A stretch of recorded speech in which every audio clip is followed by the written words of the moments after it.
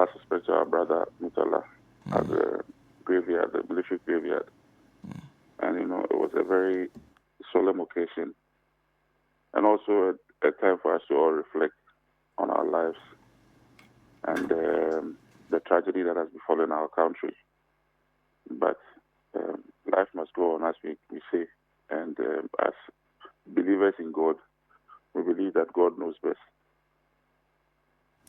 And I'm sure that has been your reflection. But talking about Comrade Mutala Mohammed, I'm wondering what kind of person you have known him to be, because you served with him in Parliament. Oh, even prior to Parliament, I know Mutala. I knew Mutala from university when he was a ASU president. A lot of people forget that he was a student leader, a very strong one, together with Omane Boama. So I've known all of them since university. And Mutala, later we met in Parliament. He has this broad smile. And whenever he enters Parliament, there's a way he enters. He opens the door and points his hands to the sky and points at us. Then we're in the majority. Then he say, you people, So he was loved by everybody. He was like our brother. I keep telling people that in Parliament, once you enter the chamber, we are siblings. Mutala, Sam George, Sohini, Edward Bauer. They are all our brothers. We eat together, talk together, go to the back to pick up ideas and come into the chamber, and then we perform and do the things we're supposed to do. So it is a loss of a brother, not just a colleague, but a brother. And just as you know, the last time I met with him was on your show, on Alaji and Alaji. And we had a conversation. He even offered me a job. We had so much to talk about. So it's a big loss for all of us. And obviously, we will not get him again. We will not get another Mutala again. But God knows best. So we move on. And then as we mourn our brother Omane too, it's the same. I mean, Omane, I knew him from university as well. In fact, both of them, I got to know them through Okucheto Ablakwa. Yes, Samuel Okucheto Ablakwa introduced them to me when we were running when Sami was also running for Nooks. So I was a big part of Sami's Nooks campaign. Myself, Abele, Martin, Ajay Kosa, we all worked hard with him to make him Nooks president. And that is the history. So we have been friends for the last maybe 25, 30 years. And they've grown up and matured into national politics. And we met each other along the way. And unfortunately, this is the way that he has to bow out. So that is what has transpired. But I've known him as a brother. And that is why yesterday I made sure that I was there to pay my last respects to him. Even though I didn't understand all the tradition that was going on, I participated and was there for the records. And I'm wondering what the reflections were for you whilst that ceremony and the rituals were being performed for him to be laid to rest yesterday. For me, I thought that was a befitting barrier for him, especially the state taking charge and burying him amongst our military heroes as well. Because Mutala loved Ghana, trust me. That one. Mutala is not corrupt. Mutala cannot be part of any scheme that would do anything that would inherit the benefit of Ghana. Let me put it that way. So he's a very principled person. He also reflected his religion in his principles. There's no speech that Mutala will make on the floor that will not refer to his Islamic background. So he got a befitting Islamic burial yesterday, which I thought was necessary. And then beyond that, the state also recognizing his efforts that he had put in to serve the country Ghana and dying in the line of duty. I saw his senior brother, Haruna Idrisu, and the MP for Bole running helter-skelter to make sure that everything went perfectly well. And even that was touching. Seeing our own leader, our former leader, let me put it that way, in his working gear, running here, there, making sure that everything that needs to be done, the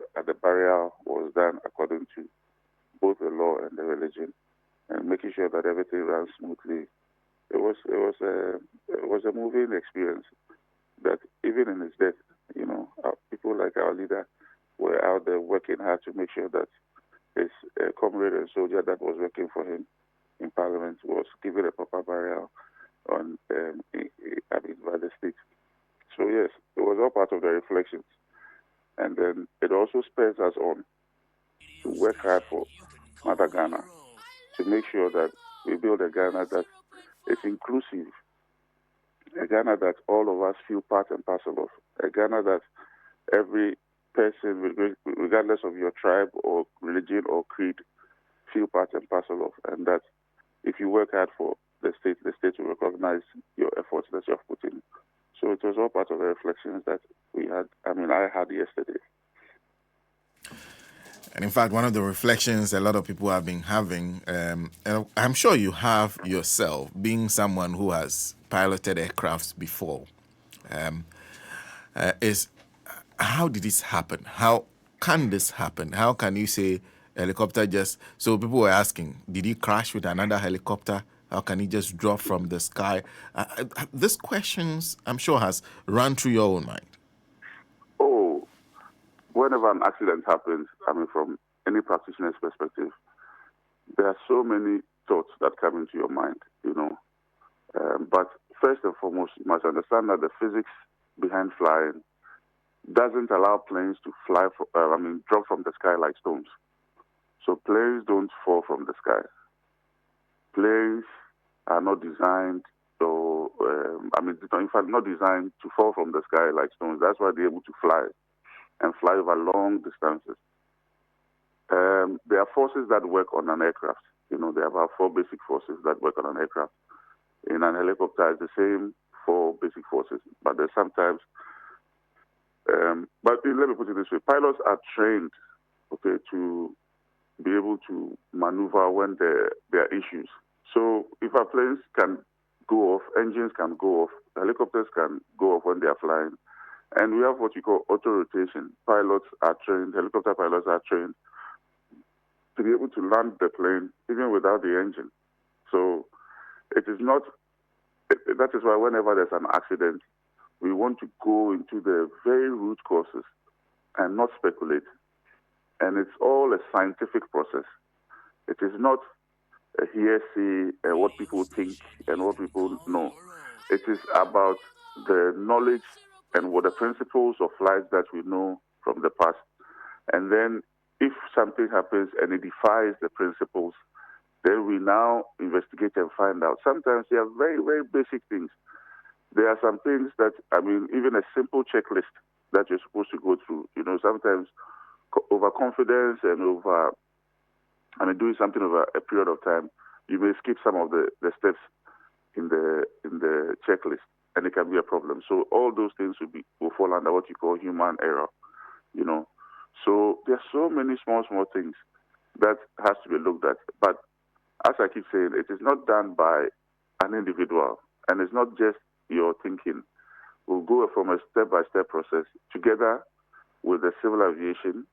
In this case, because the Army was a military aircraft, the Air Force itself will do their own investigation.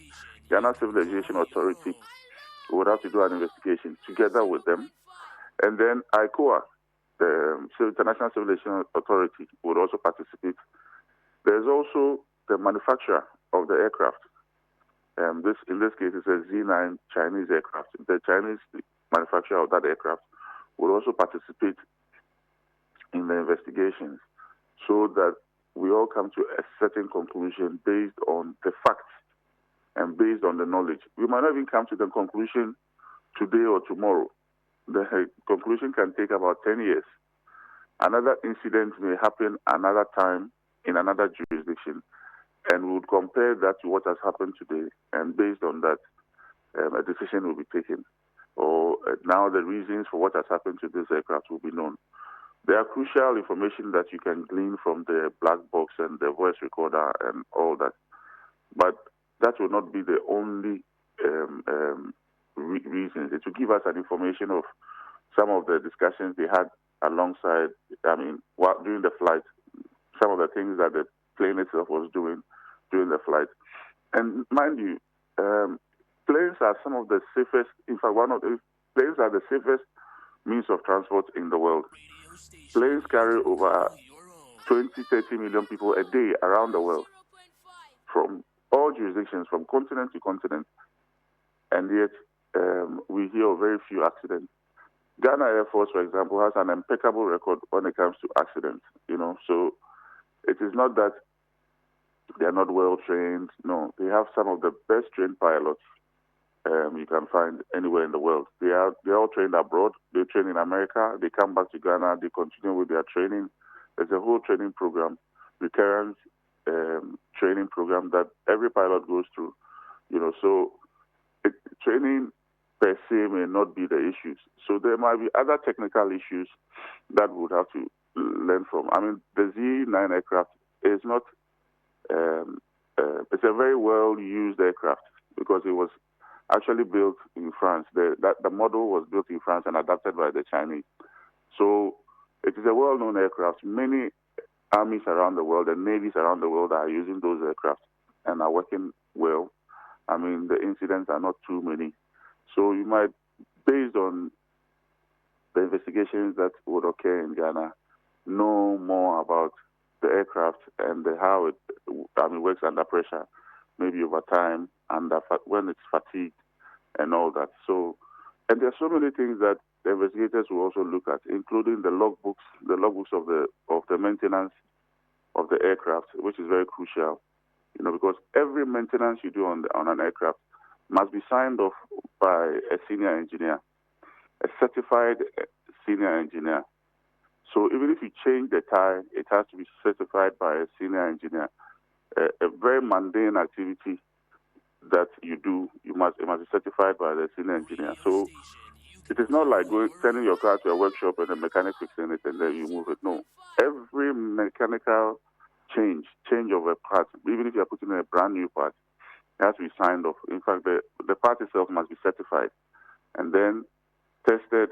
It goes through its own testing regime before it is applied to the aircraft. And then after it is applied, the aircraft itself is also signed off for the maintenance that it has gone through. So there's a whole lot of procedures and processes along the way to make it very, very safe. And therefore, that is why it is rare to have aviation accidents. So when we have a big one like this, where we have lost all the crew, we have lost all the aircraft, literally, then there's a lot of questions to ask. Because it could have been anything. It could have been a fire on board whilst they were in the sky. There could have been an explosion. It could have been a disintegration of the airframe. It could be many. The rotary blade at the back could have broken off. So pilots train for all those scenarios. They train for all those scenarios. They do all those things. With the fixed wings, for example, they train for power on stalls, power off stalls. When they're taking off, you can stall. When you are landing, you can stall. Stalls are a big problem for planes. So they train for that. They train for all these scenarios. And it's a consistent training. I mean, I've had interactions with the Air Force pilots in Ghana for some time. And I know them. Some of them I know personally. They are very, very well trained and very good. So it's an accident. First and foremost, that's where we have to see it from. That it's an accident. And just like any accident, we must do thorough investigation. You don't need a certain national committee to do that investigation. No, I don't believe in that. I think that they should allow the technical people to do their technical work. And out of that, we will get a report. And based on the report, we will now make the necessary changes. It could be anything. It could even be the way our pilots are scheduled for work. Fatigue, maybe not enough rest. Maybe he had a flight the night before and he had a flight in the morning and he didn't sleep well and he woke up early and got there. Many things. Even medication. You can be on medication that may disorient you when you are up in the sky and not when you're on the ground. So a lot of things even their lifestyles will be looked into. They will investigate their lifestyle Maybe after work, he sits around, he drinks a few bottles of beer before he goes to bed, and all that. All those things would be looked at. Psychological frame of mind. There's so many factors that should be looked at. I mean, minus all the other things that people are speculating. So this is a scientific process that must take place, and it will be necessary for us to have patience. It's extremely important that we have patience.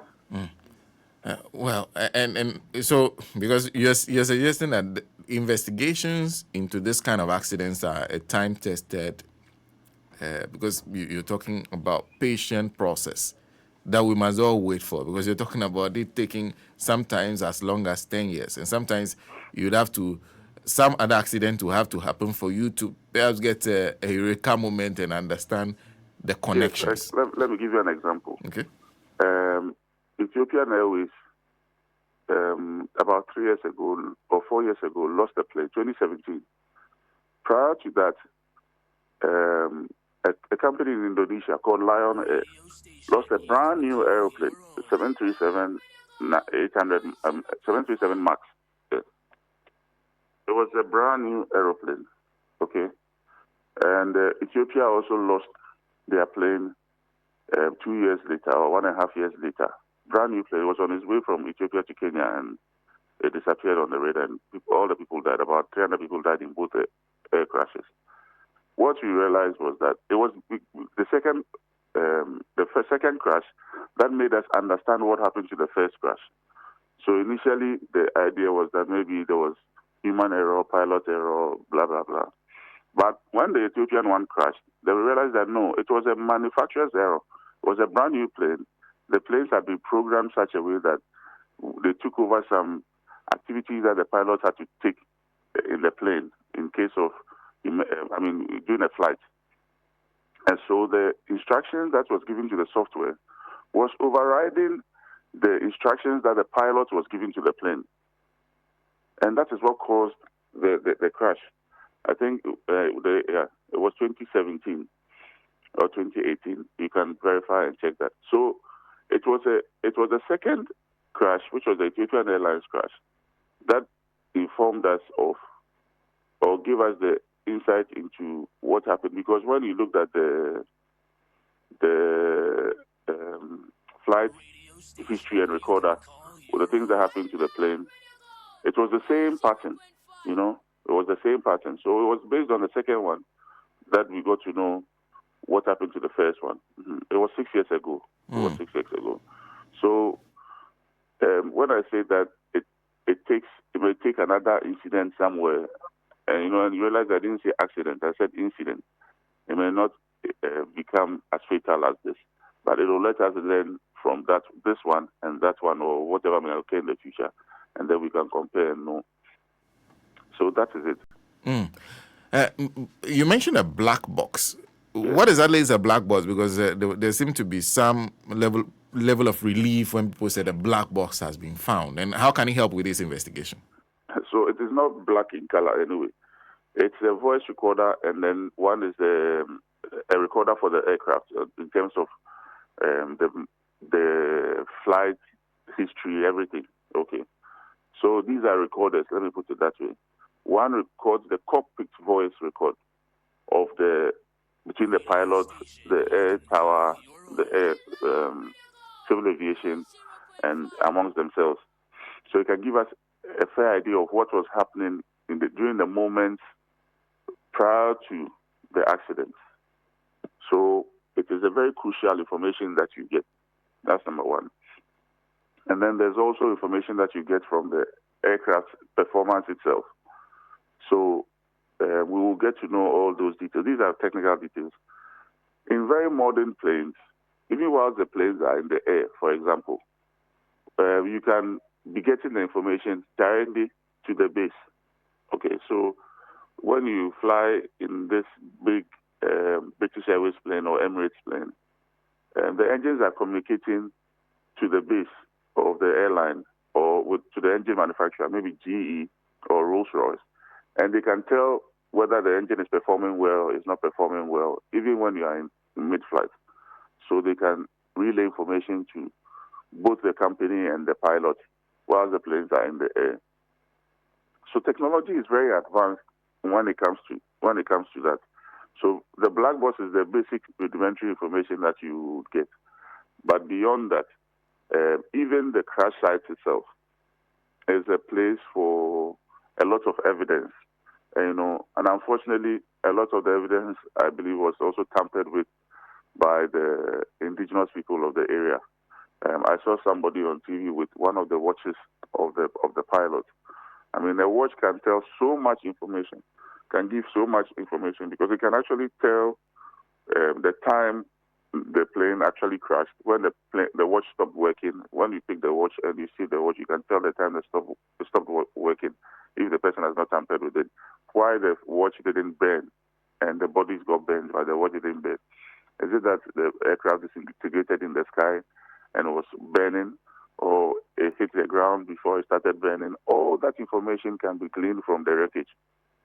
Even the distance with which the wreckage is spread, whether over a kilometer radius or in a very small area of maybe where the impact happened, would also determine how the plane disintegrated, So there's so much information that can be gleaned, but it is not just the black box that can give us that information. That information can be gleaned from the crash site, from around the crash site, from the debris, how far the debris spread, how disintegrated the debris is. And then we can get the information from there, even how the bodies dispersed on the floor. Did they get down of the plane burning, or the plane disintegrated and they sat in the seats and they couldn't get out of their seats? All those things can be gleaned from the crash site, but it is for technical people, trained eyes to do it, okay? For trained eyes to do it. And that trained eyes, fortunately for Ghana, we have a lot of good aviation experts in Ghana, from both the military and the civilian side, and who have been in this industry for 30 years, 40 years. They have been to other investigations abroad and in other places, and they have the requisite skill set that we can count on, and to bring them to the table to help us to unravel this and also find a solution to this in the future. So the black box is important, and it's equally important, but it's not the only thing that we are looking at. And but to conclude, you're talking about the citizens who went to the site and picked items. Some of them saying some people picked the wings, parts of the wings of the aircraft, and said they are taking it home. Somebody was carrying a watch, among others. First of all, what are expectations of those who were there, of the government that has to have to deal with this? What do you expect of every one of us who may have one involvement or the other? So, firstly, the speculation must stop. Speculation must stop, because it would create a certain impression in the minds of people. And if the results are not what they were expecting, it will also create another impression in the minds of the people, thinking that it has been falsified, it didn't end up as they think it should. So speculation must stop. That's number one. The indigenous people on the ground, you cannot blame them too much. In their bid to help, maybe they've done more than they should do. But that is where I think that the military should have done a better job. Because when you watch some of the videos, you realize that they were there before, in a few moments after the incident, the indigenous people took them there. But once the people took them there, they should have taken control of the area, that whole mountain area. Once they had access to the place and knew the place, they should have taken control of the whole area. These are territorial spaces within Ghana. It is within Ghana. This is not a foreign place. So the whole mountain area, from the base of the mountain to the top, they select a few of the indigenous people that help them to find the place. They put them in their team. They lead them to the place. After leading them to the place, they can let them be there, but the military must have taken over. So firstly, cordon off the area, cordon off the inner perimeter, and cordon off a larger area. So that all becomes part of the investigation space. People have farms there and all that. So you had to, because the plane fell on a farming area. And so until we had found the bodies of all eight men and confirmed by DNA, we couldn't conclude that, for example, they were all dead. It could have been that one of them survived and had wandered into the forest disoriented and is lying somewhere. And maybe the plane hit a farmer when it hit the ground, or when the fire, it caught fire, it burned somebody in the farm who was too scared to run away, couldn't see, couldn't understand, was too sudden, and therefore, so there was a need for that DNA test, which I think the government did quickly. So we have been able to confirm the death of our colleagues. So all that process needed to take place. But for the indigenous people, they were trying to help. But learning from this one, in the future, God forbid that such an accident will happen again. But should it happen again, I believe the military will put in procedures and processes to be able to make sure that they're able to cordon off the area and control the area better and control the crash site better. It might be a kilometer long, so they have to control that whole area and at least contain the debris where they are. So for those who picked up the debris, we'll just plead with them to send them into the hands of the state, or they should send it to the police station and tell the police that I took some to my house. If they can tell us exactly where they picked it from, they can be allowed to go and put it back there, so that it will also help us shape the accident scene well and be able to glean information. Lastly, to add, the whole idea that, it's a Chinese plane and they are not good planes and all that is neither here nor there. In fact, all the planes that are flying in Ghana are Chinese made. Even our planes that we are running, they are Embraer planes that were built in China. So Chinese planes fly all over the world. The manufacturers of planes, if they are not certified, they will not fly in your airspace or anywhere. In fact, if the last big major crash that happened was a 787 in India, Air India plane, killing over 340 people or 350 people. It was built in America.